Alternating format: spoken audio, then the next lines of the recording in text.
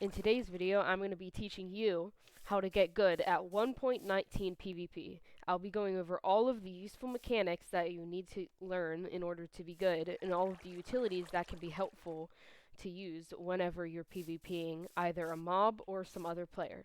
So let's get right into it. Let's start with a simple UHC kit.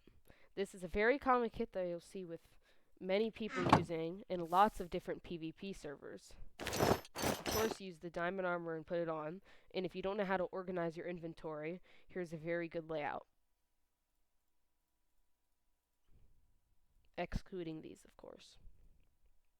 Now, to start, let's go over how both of these two weapons work, the axe and the sword. Over recent years, the sword has been the most powerful weapon because many people just spam click, which back in the day did lots of damage. But now, since the combat update, the axe has become very useful since 1.9.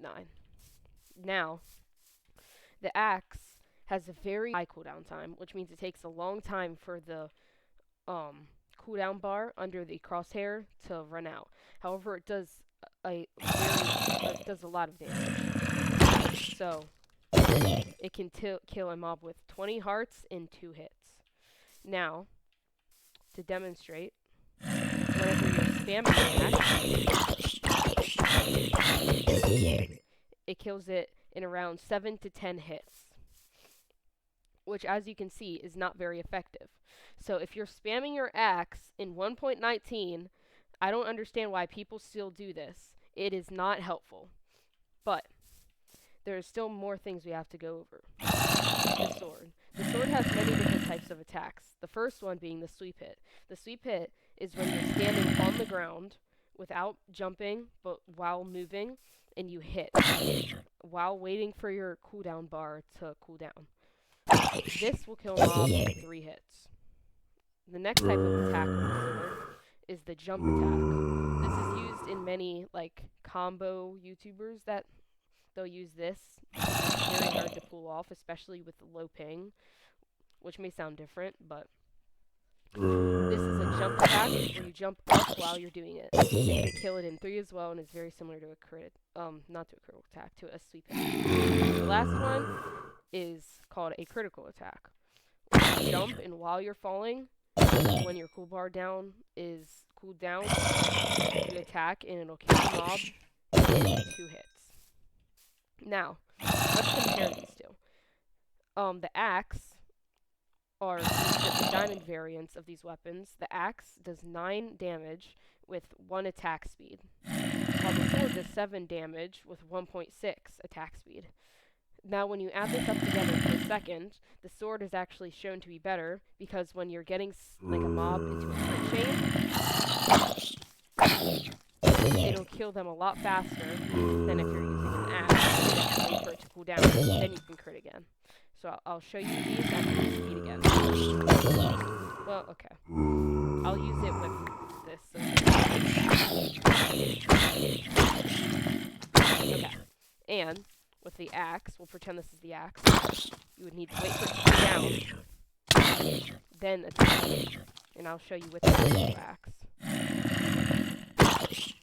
It takes significantly more time.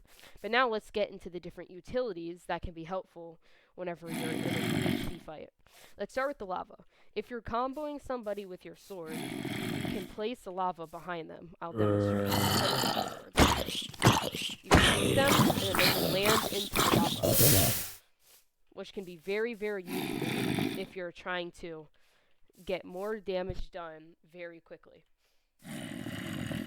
But let's say this has been reversed on you. Let's say somebody is comboing you, and they set you on fire. This is where the water comes into play.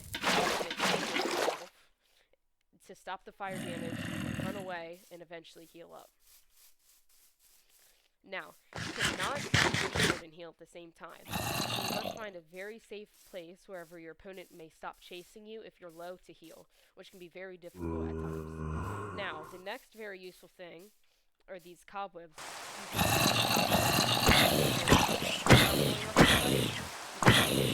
And then you can place them beneath them, which then you can start the fire or just make sure they don't have any lava if they've stolen it. Now, usually in UHC, have blocks, so if you place lava, some person will like cover it up, and then you wouldn't get it. I also don't have my lava anymore. So, speaking of the cobwebs, again, let's talk about this reversed on you. So you're falling into the cobwebs. If you see your feet are not on the ground, using your sword to break the cobweb is much slower. But if your feet are on the ground, using a sword is much more efficient. But let's say your feet are not on the ground and you're falling in a cobweb. Use your water bucket and it'll get rid of all of the cobwebs instantly. I will demonstrate this. So you can see my feet are on the ground, and this is a good place where I can. Also, this doesn't apply to mobs, but if you're stuck in a cobweb and it's too awkward to get out, like you're in a really weird spot, you can place another cobweb on top of you and they cannot attack you. And you can hold your shield and defend until you find a good place where you can place it better, place your cobwebs, and escape. Now, putting all of this together, we have the axe that can do very, very damage towards any mob, kill them in almost 2 hits. Sword that can kill a mob in 2 hits as well with critical hits, just much faster.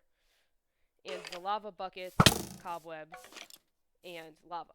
Moving on to your shield, the shield is very interesting. Now, the axe, one of the big purposes of the axe is that it can break the shield. So, it doesn't break the shield entirely, it just disables it for a certain amount of time, so you're forced to not use it and fight back. You can use this to your advantage and break somebody's shield, and then go in with a sword combo because they cannot fight back with their shield while you combo back.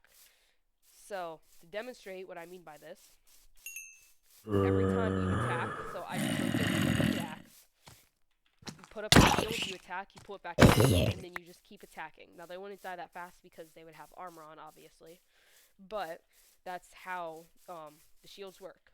So, in conclusion, all of these things are very useful to use in PvP, and I hope this has helped you figure out how to PvP. Thank you for watching, and I'll see you next time.